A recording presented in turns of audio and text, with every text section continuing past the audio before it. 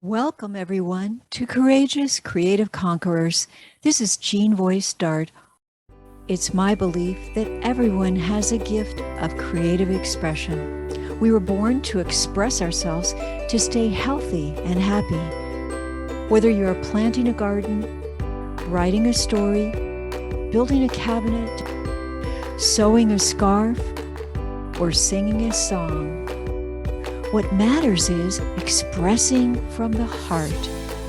And the creative and expressive arts are a healthy coping strategy that shifts us from trauma to triumph. So join me as we listen and learn key tips and techniques from our special guest and courageous creative conqueror. Our special guest today is Debbie Reed Pico, accessory stylist, homemaker, and courageous creative conqueror. Welcome, everyone. This is Jean Voice Dart from Courageous Creative Conquerors. And I'm very happy to be here today with my good friend, longtime friend, Debbie Reed Pico from Champaign, Illinois. Welcome, Debbie. Hi, Jean. Thank you so much. We're going to have so much fun. It's just such a joy to have you here. And I'm very, very happy to be doing this with you. So Debbie, on this podcast, I interview people who are sharing a journey that maybe had its ups and downs and bumps in the road. And they were courageous and found a creative way to get out of that. And you have a story to tell. And I was just so happy that you agreed to do that and share that. Tell me your journey growing up as a courageous, creative conqueror. Oh, my goodness. Well, that is taken, Jean, in the backyard of my kindergarten teacher's home. So, I went to school back in the dinosaurs, roamed the earth. Yes. So there wasn't a public school kindergarten. Hey, wait a minute. I grew up in the same town. So wait a minute here. Yeah. So that was my experience. And it was really a lot of happy memories. It was a neighborhood thing, but we did learn things and get ready for first grade. So that was the group. Yeah. What a wonderful looking group there. And which one is you, Debbie? I'm in the front row and I would be the fourth from the left in kind of the darker jacket there. Second from the right, I guess. Yes, I recognize that hairstyle with the curlers at the bottom. I guess they called it a page cut. Right? I don't know. Who knows? Yeah, I had that too. Yeah, what fun. Simpler times. Right? Very simple times. And I was an only child at the time. So were you creative? Did you enjoy art, music, dancing around, writing? Eventually, I did develop interest in music all through school. You did? Okay. And I played an instrument and I sang in choral groups. So that was probably the start of getting some creativity going. And I think we just had fun playing outside, yes. Running around and doing things, not a lot of complicated gaming things like they have today. No, not at all. Yeah. So let's look at this next picture here. And you're a little bit older and everyone just looks so nice with their dresses and little black shoes and jewelry and everything. And you look particularly fetching there in your picture. Which one is you here? I am the second row all the way to the right with my leg up. Yes. I'm thinking maybe I was afraid to ask permission to go to the little girls' room. Oh, yeah. And everyone's standing at attention so nicely there. I know. Yeah. We followed the rules, I think, pretty much. Yeah.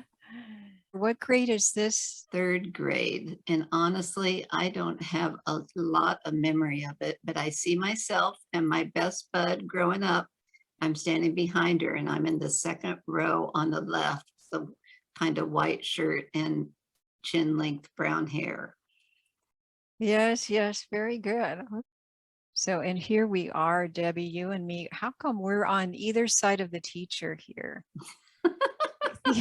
I have no idea. And we look like twins. I know, the glasses, the We hair. both Oh have my the goodness. glasses and the hair. And headbands were really popular back then. I noticed a lot of the girls have those headbands in their hair. Yes, they're popular again. Yeah, are they? Mhm. Okay. All right. I recognize a lot of these wonderful people. Okay, so Debbie, you're an accessory stylist right now. Is that right? Yes, yes. And you help women such as us have confidence, love themselves, dress themselves nicely, and give them everything that they need to put forth their best image. Where were you back then, Debbie? I really needed you, I think, at this time of this picture. Oh, funny. Well, I kind of evolved into what I do now. Yes. Yeah. Okay. Let's move on to the next one. Was this a special dance? It was like a special spring banquet that we used to, our church youth group would go every year, and it was formal. And this young man is the man that you're married to. Yes, it Right. is. I And said how, we look like happy days there or something. It's yeah, definitely another era. yeah, yeah. And That's it's just Tim. so remarkable that you've been together. Tell us about Tim and why he's so important in your life. We've been married 49 years this August, Oh, and we started our relationship that year when I was in ninth grade or a freshman, and he was actually a senior. So we had, long distance relationship for a while when he was in college, and then we were in college together, and broke up one time in the middle of all that. But I don't know, we just knew that it was we were the ones, right?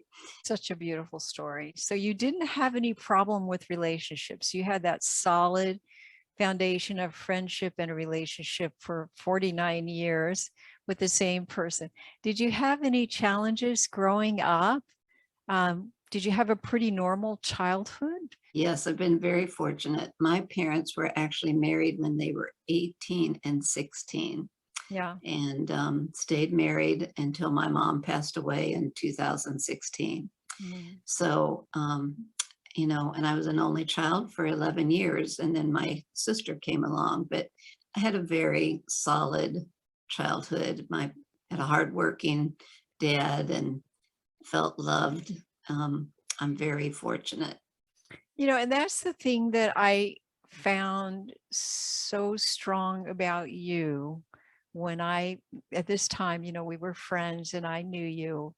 And I could always feel that with you, Debbie, that you had this solid foundation, this faith in God, your church, your religion, you had your community, you had your religious community, and you had this confidence about you and this humor that you always had and you still have.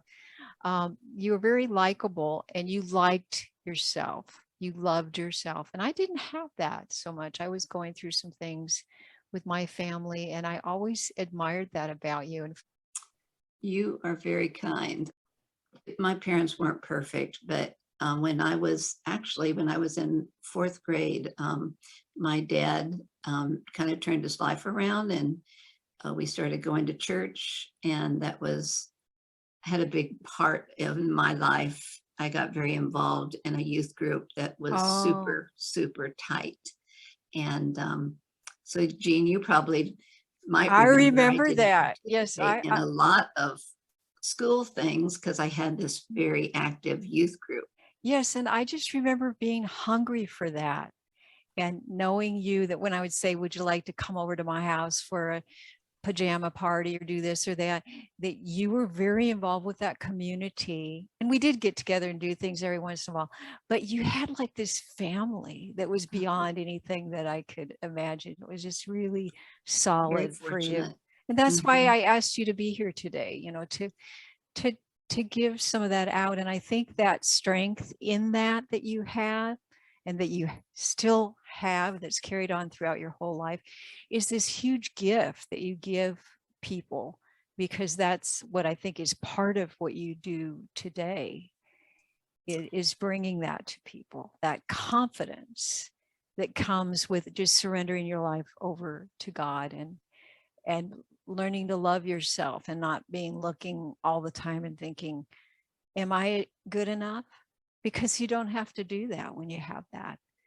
I'm sure my faith has kind of evolved, but it was a good foundation to make me kind of just feel solid. I'm Yeah. thankful. Yes, but you did have some rocky road, and your life was just kind of completely changed. We're going to talk about that in a minute, but let's look again at your journey here and go back to some of those photos. So going back to the picture where we left off, the photo with you and Tim in 1969 at the May banquet, and 1971, the May banquet. And then we have this very important photo of you and your sister, Beth. Can you talk a little bit about your relationship? My sister Beth, and she still lives in Galesburg, where I grew up. We are really close now, but I'll be honest, we weren't super close when I was still at home because of the age difference. Yeah. I moved away from the area, and Tim and I actually moved back in, I think it was 76. So when I moved back, my sister was a teenager, and then we started to get close. And we are very close. And it's interesting because I have two daughters and she has two daughters. And so they're the only grandchildren, and they are four cousins, and they call themselves the Fruzens, for friends and cousins. Now that's great. Love that. A couple more pictures, two more pictures here. First, you became engaged to Tim and eventually got married. And there you are, smiling with your engagement ring. And then you graduated from college, graduated at the same time. Is that right? We did, Jean. I actually have a 2-year associate's degree. Tim has a bachelor's degree. So we ended up graduating at the same time. And this is taken at our home in Chattanooga with his parents. Oh, what an amazing life you have, you and Tim just together at all these different very special moments. You know, you share a lot of memories, so that's been special. Yeah. Yeah. Yes, we definitely have shared a lot. Oh my goodness. Now, I said your life just changed around dramatically, and look at this. What happened, Debbie?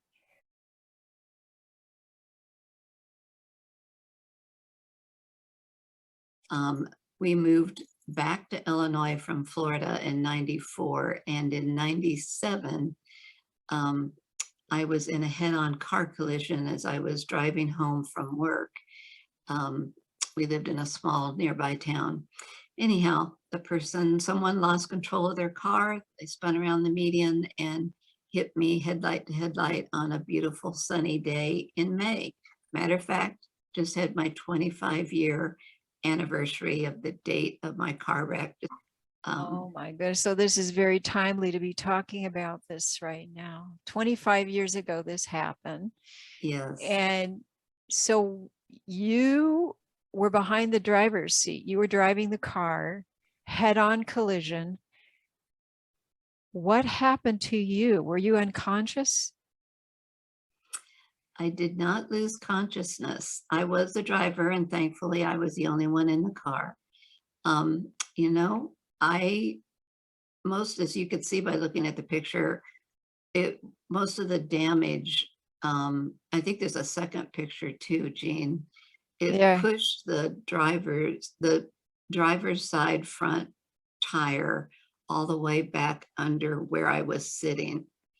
You can't really tell because this car was taken. Oh, I can see. Yes. Okay. The tire pushed under where you're sitting. Oh my goodness.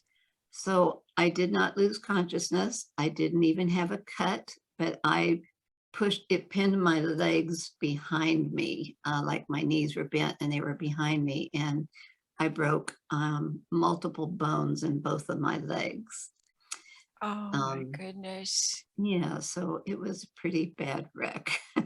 Your legs were bent up behind you and shattered, broken. Yes. Yeah, yes, many.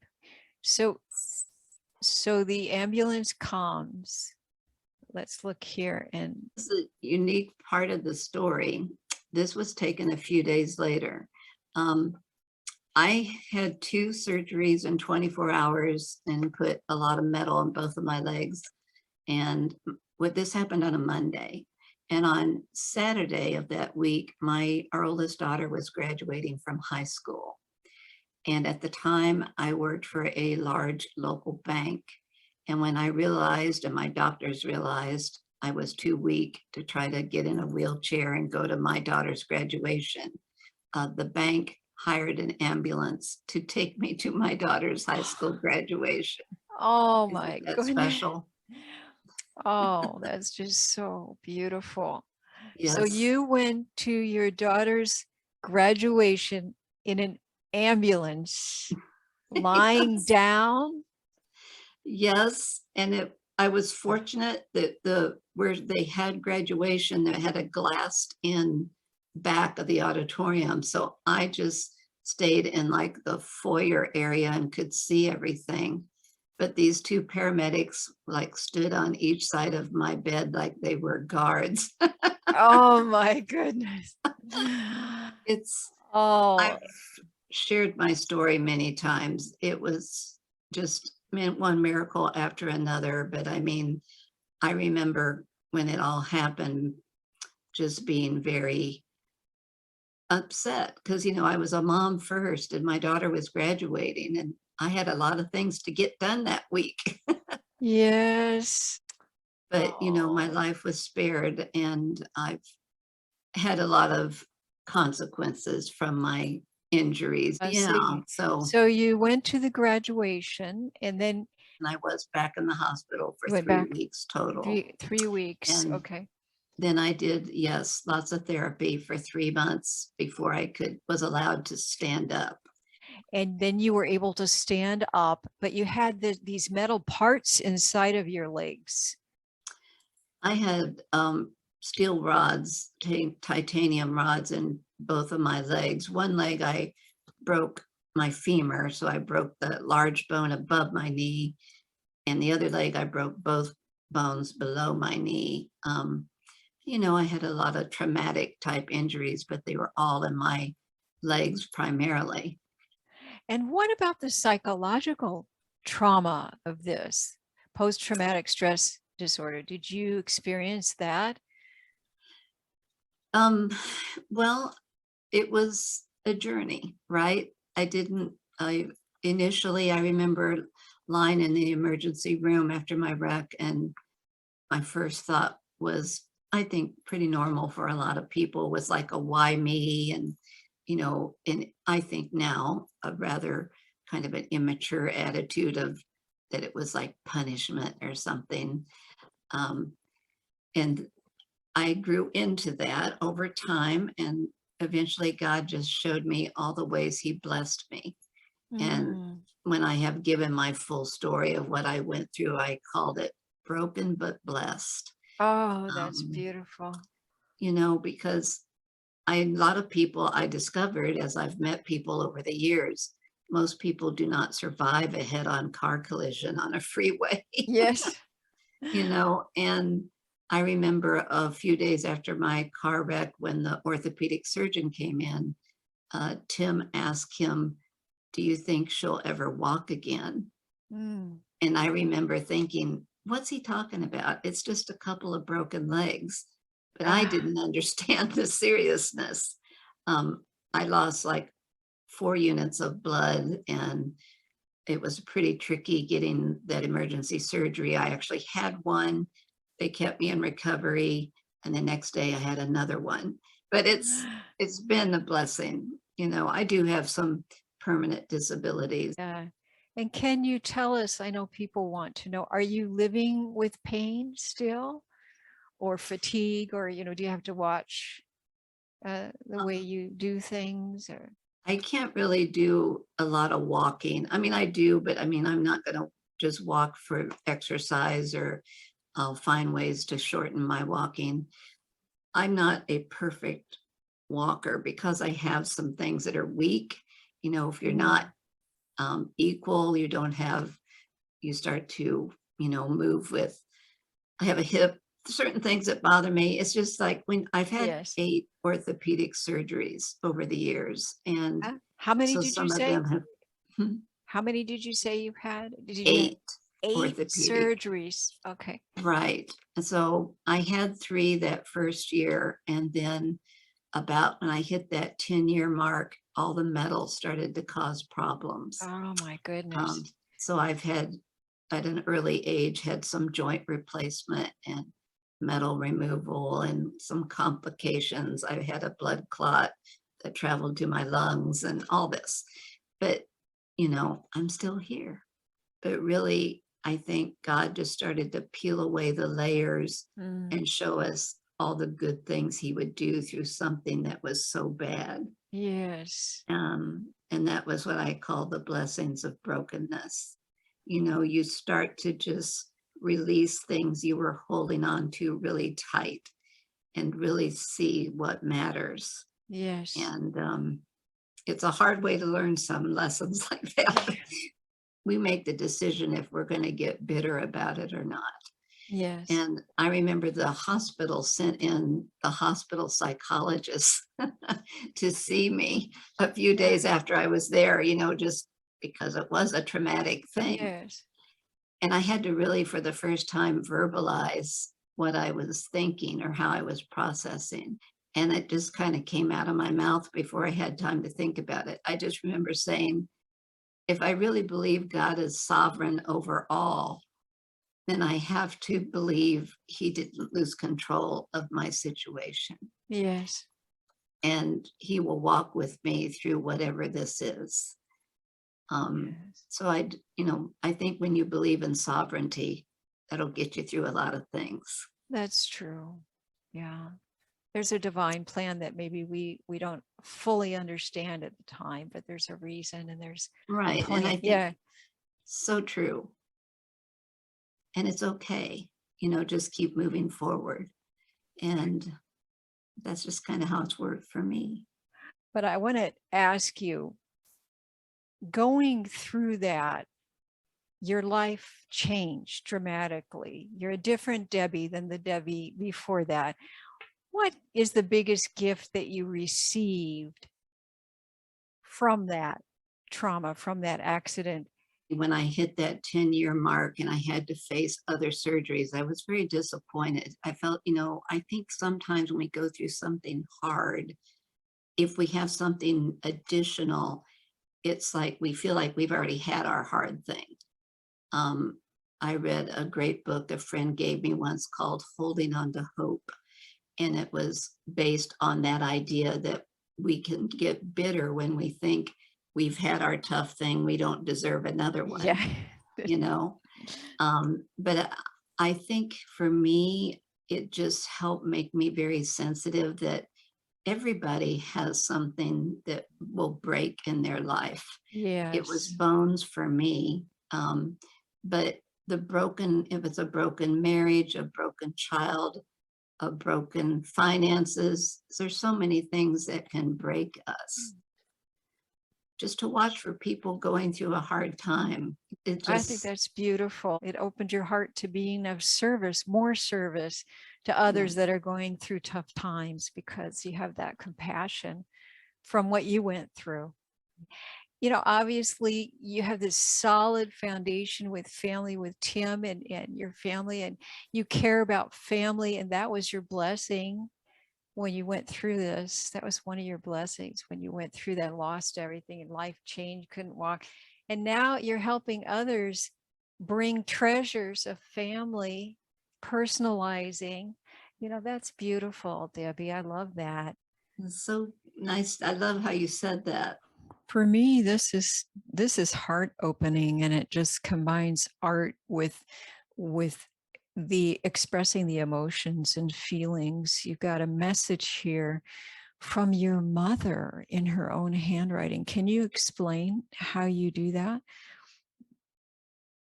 Yes, so I took Oh, that from a card she signed. I just snapped it with my iPhone and it's lasered onto this charm, which I wear on. I can take it off and on. I could put it on a necklace. I have it on a bracelet today. Have a different one here.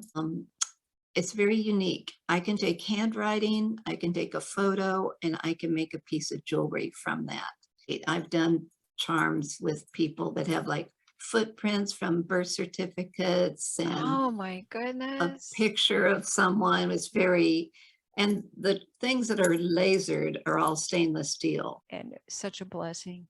Yeah. So what Very else? And you fortunate. said you've expanded to help with skincare and health and clothing even and other things and Yes. just to You know, I think all of us kind of did some reevaluating in 2020 and 2021. yeah. And I just decided the company I had been with for 25 years had started to introduce some additional products. And Hmm. I just decided I wanted to give my client base a choice. It's always been the company I was with for so many years. It was always people over product. And so I just want to make sure that message is relayed in what I do. That passion of love for family, you have that.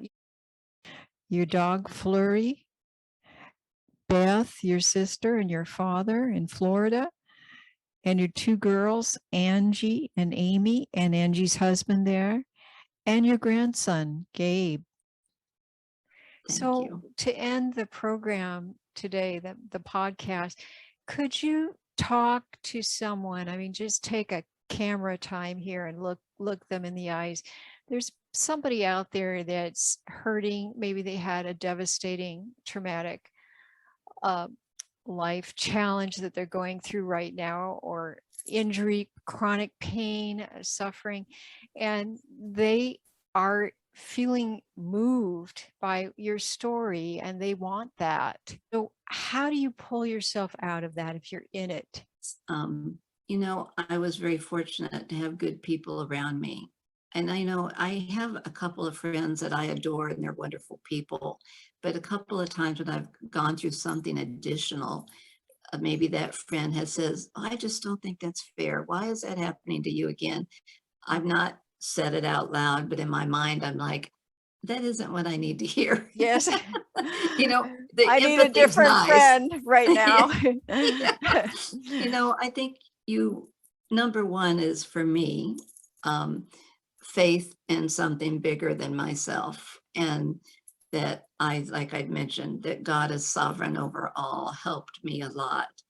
I have a personal relationship with Jesus. I don't always do it perfectly. I've failed many times, but I think that grounded me. I went back to that. People prayed for me, people prayed over me, people prayed with me over the phone. That was amazing. Um, I think you got to give yourself time and find, for me, it was getting back into my faith and just knowing that really in the believer's life, there's no real accidents. I don't like to call it my car accident. I call it a wreck usually, Yeah. um, because I accept that there's bad things happen to good people too. Yes, that's And, great. you know, that's so true. And just to try to move forward, look, and you know, don't, it's very basic. We hear all the time about like a gratitude journal, but That's a I good mean, tip. Yeah. yes, every Yes. day we Hmm. can think of things to be grateful for. So I don't know, God just showed me when I started kind of speaking that really there are broken things in everyone's life, and some are definitely very traumatic. Yes. But God can use that, and you can bless someone else and help them Ah, through that's their a hard great time. tip to shift away from yourself and start trying to find a way to help someone else. Yeah, Right. good tip And but too. I mean, I do Mhm. accept the fact that there's people who go through very hard times and don't have the support I did, Yes. and that's very lonely. Yes. And we're Um, living in a time where it's a remarkable time. There's some downfalls to the time we're living in and some good things. And one of the good things is that if you find yourself in a situation where maybe you're just feeling really down and depressed and maybe even suicidal or just giving up all hope, there's ways, and you don't have friends and support like Debbie had. There's ways that you can find that support online, and you can even be anonymous. You can join a group and have a picture of a flower or something on it. You don't even have to. You could join True. support groups and be there and just listen and get that support that you need. Whereas 50 years ago, we couldn't do that. You had to knock on a door of a building and show up, and it was a little bit So scary, true. very Right. scary. It is. It's not so scary now. You can do things like that and get the help that Right. you need, get a lot of support. So that's a really wonderful thing, to find a group to get the emotions out and work through that pain. So You're so right. yes. I mentioned my oldest daughter is a therapist. She was in private practice for several Mhm. years, but when 2020 came, she switched to online. There's just so much going on out there right now, and I know there are people out there that really appreciate your message. Thank you so much. You're an inspiration, and your story is just absolutely remarkable. And so thank you for coming today.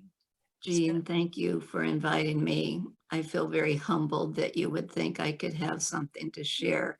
and so I'm Well, just so happy to have had you here and to learn a little bit more about you and share you with the world. Bye, appreciate it. everybody, and thank you, everybody, for joining us and supporting the expressive arts. And we hope to see you next time. Thank you.